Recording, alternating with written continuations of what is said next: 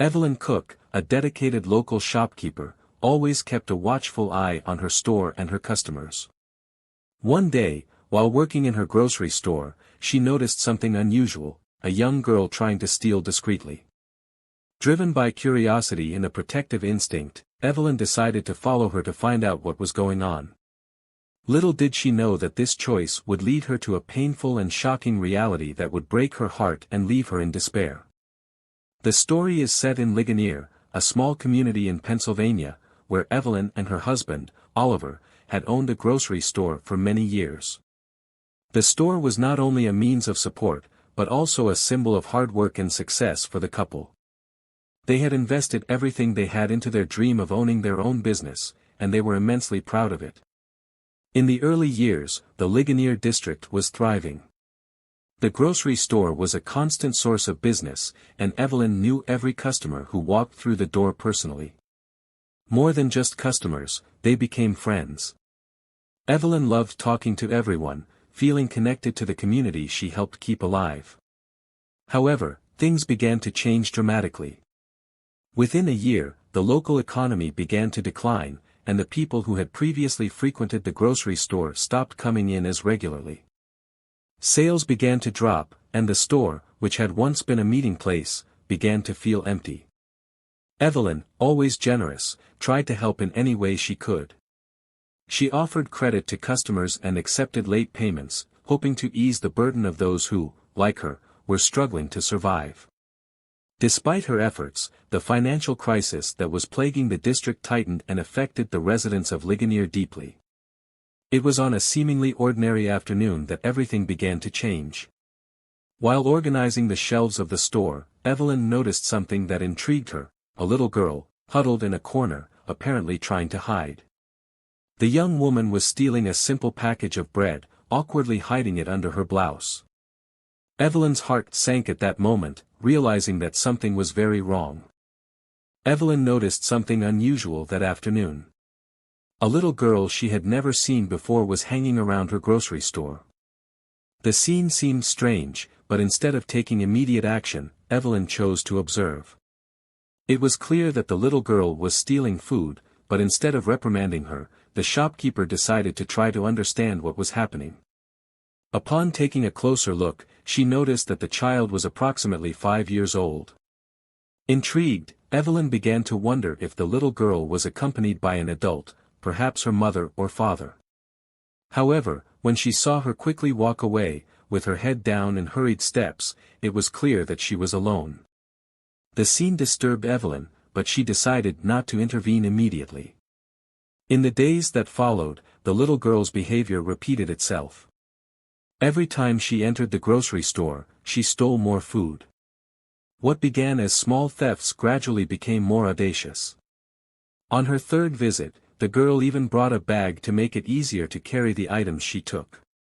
It was as if, in her naivety, she believed that she was going unnoticed by the owner of the place. However, Evelyn always watched her from afar, allowing her to continue, while at the same time trying to unravel what motivated her actions. Although it was clear that the financial crisis was affecting her city and the residents of Ligonier, Evelyn never imagined that she would find herself in such a delicate situation in front of her own grocery store. Something about the girl didn't fit. Despite stealing food, she was always dressed in a normal way, with no apparent signs of neglect or extreme need. This made Evelyn even more curious. So, one morning, determined to solve the mystery, Evelyn decided to approach the girl directly. She didn't want to scare her, so she approached her cautiously and gently. When she got close enough, she gave a welcoming smile and said, "Hello. I noticed that you've been coming here a few times. I'm glad you like the food. My name is Evelyn. What's your name?" The girl's reaction took Evelyn by surprise. The little girl's expression immediately changed, and her pale face flushed with embarrassment, as if she had been caught doing something terrible. She stammered nervously and asked timidly if she was allowed to take the food.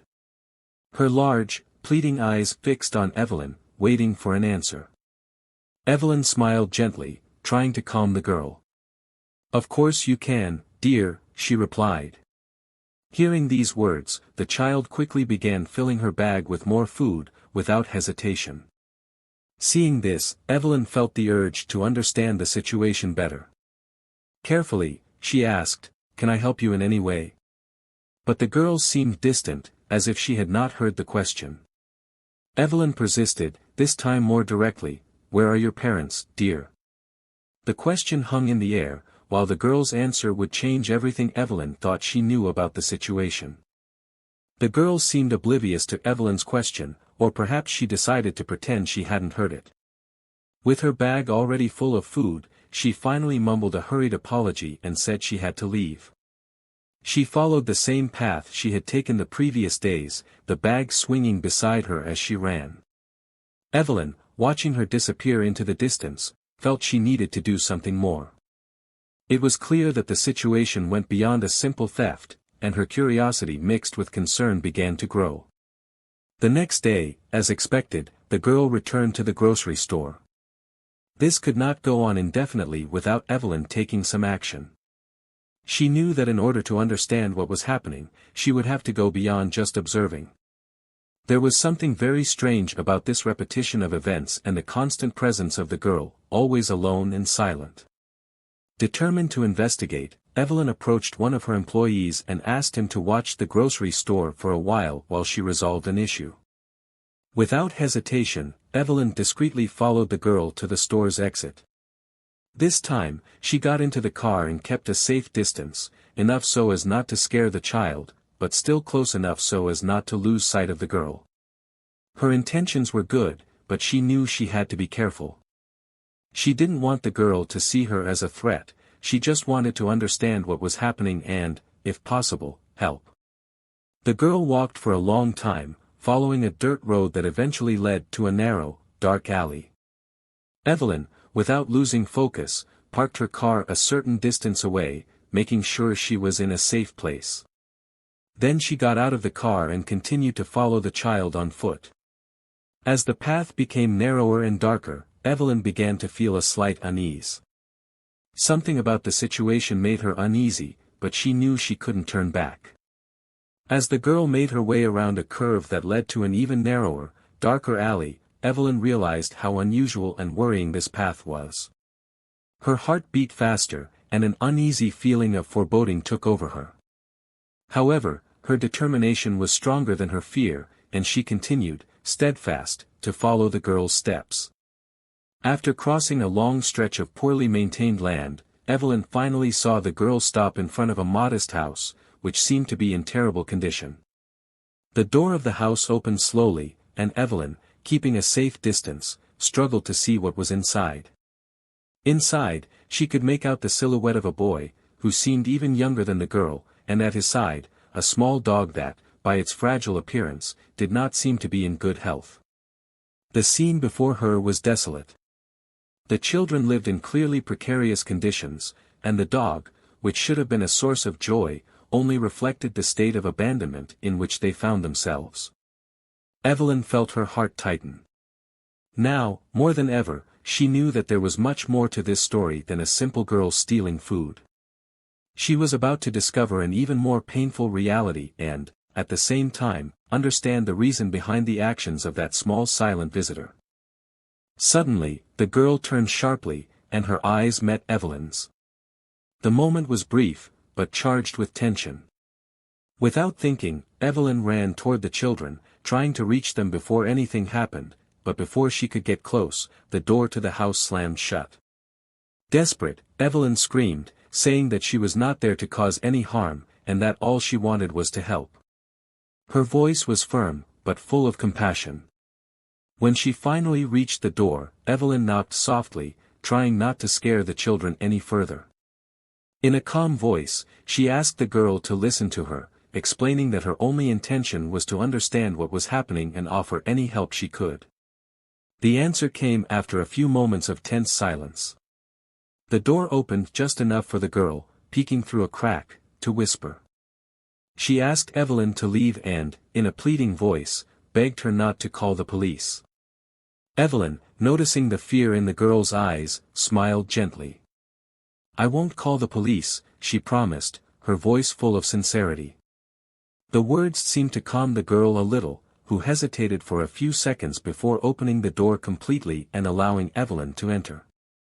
The shopkeeper took a step inside and, when she looked around, what she saw made her swallow hard. The inside of the house was depressing, with few pieces of furniture scattered around and the air permeated with a strong musty smell.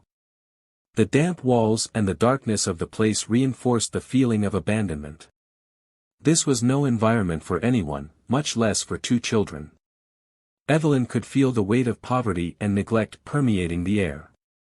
In the darkest corner of the room, huddled together, were the boy, who must have been 3 or 4 years old at most, and a small dog. Both were terrified, their eyes wide with fear, as if expecting something terrible at any moment.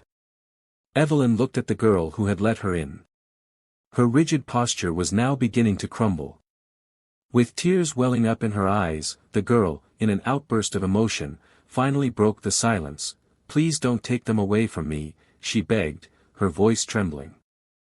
"I'm Noah's older sister, and this is our dog, Max. My mother told me to take care of them." Evelyn's heart sank even more at this. She bent down to the girl's level and asked, in a soft voice, why they were living here, in such a remote and clearly unsuitable place. Chloe, as the girl introduced herself, didn't answer immediately. Instead, she turned silently and began walking toward another room in the house, as if she knew that this was the only way to provide the answer Evelyn was looking for. Evelyn followed her, her steps light, making almost no noise. As they entered the new room, she noticed that, unlike the rest of the house, this room was relatively clean and well kept. There was a simple but made bed, and on it lay a woman, visibly weakened. Her frail, thin body made it clear that she was seriously ill. Yet, upon noticing Evelyn's presence, the woman slowly opened her eyes, and for a brief moment, her eyes shone, as if there was a silent recognition between the two. The sight of Evelyn broke her heart. It wasn't just the poverty or the precarious conditions that left a lump in her throat, but the crushing burden those children carried and the silent struggle of that mother, despite her weakness, still tried to maintain a semblance of dignity. Evelyn knew she had to do something for them, but she also knew that she would need to earn the family's trust first. Now, more than ever, she was determined to help. With evident effort, the woman asked Chloe to go play outside with Noah and Max. The girl, despite her reluctance to leave her mother, quickly obeyed, accompanied by her brother and the small dog. Evelyn, with a heavy heart, approached the bed where the woman lay, and introduced herself with a kind smile. The woman returned the gesture, but her smile was weak, and her voice was low and hesitant. "I knew someone would come. I asked for it in my prayers. I know we are strangers to each other, but you can see that time is not on my side, so I will be direct." She paused, her gaze already distant, before continuing with a request that weighed heavily on Evelyn's shoulders. "I need you to do something for my children.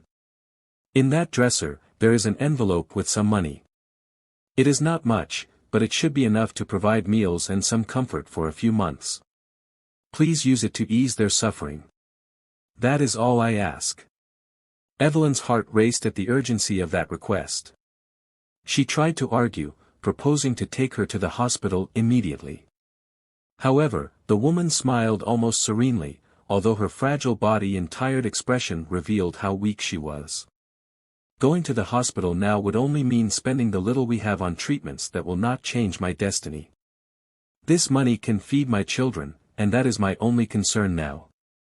Evelyn felt a lump in her throat when she heard those words, and even though she wanted to insist on trying to help her in another way, the woman held her hand firmly. "Do you promise?" she asked, her eyes full of hope, but also of bitter acceptance. Given the seriousness of the moment, Evelyn saw no other choice but to nod. "Yes, I promise," she said, her voice low and trembling. The woman thanked her with a slight nod and, with a sigh, asked Evelyn to call Chloe back. Obeying, Evelyn went to the door and called the girl. When Chloe entered the room and saw her mother's condition, tears were already streaming down her face. Even so, she tried to be strong. "Mommy, you're going to be okay," the little girl said, her voice full of hope, although her eyes betrayed the growing fear.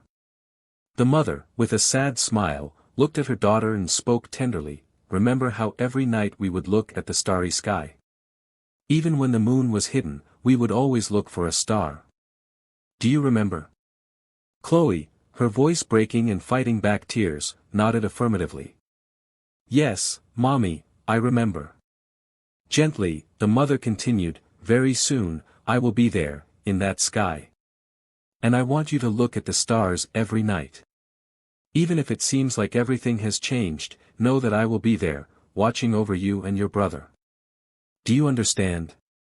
Chloe, now crying uncontrollably, hugged her mother tightly. "I promise, Mommy. I promise I'll do it." "I love you, Mommy," the girl said between sobs. The woman smiled weakly in return, "I love you too, honey.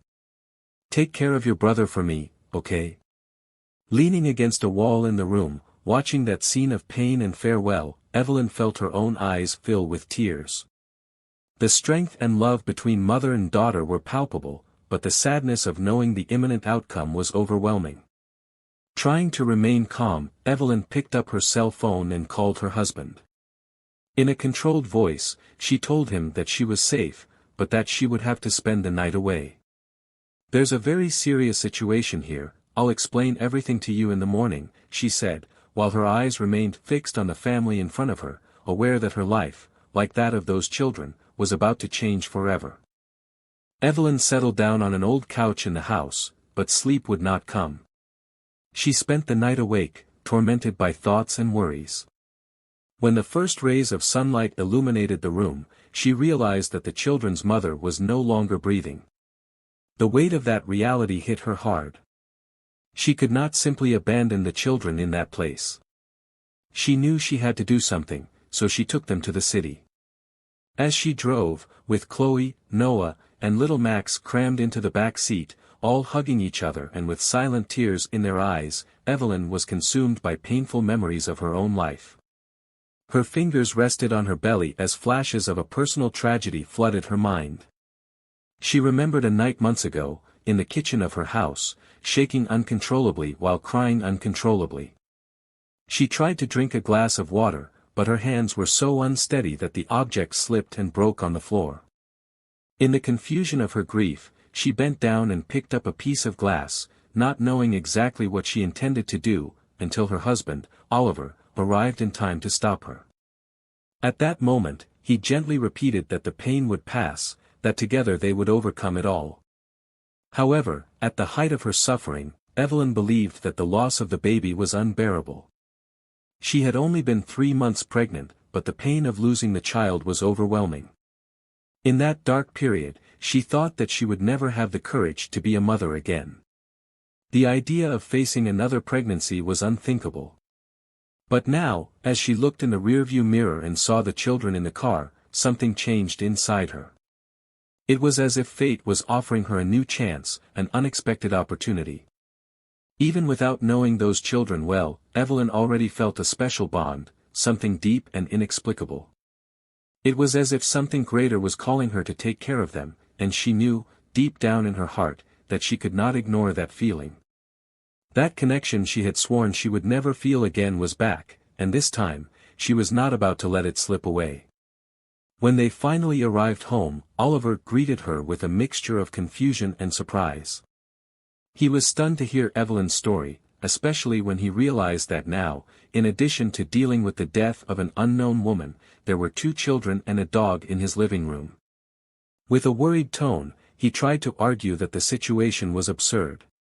"We can't just keep children that aren't ours," he said. But as Evelyn explained the children's mother's last words and how her encounter with this family seemed like a miracle, Oliver began to understand. He realized that Evelyn's presence in this house, at this very moment, was something greater than chance. The couple then opened the envelope that the children's mother had left behind. Inside, they found a few $100 bills.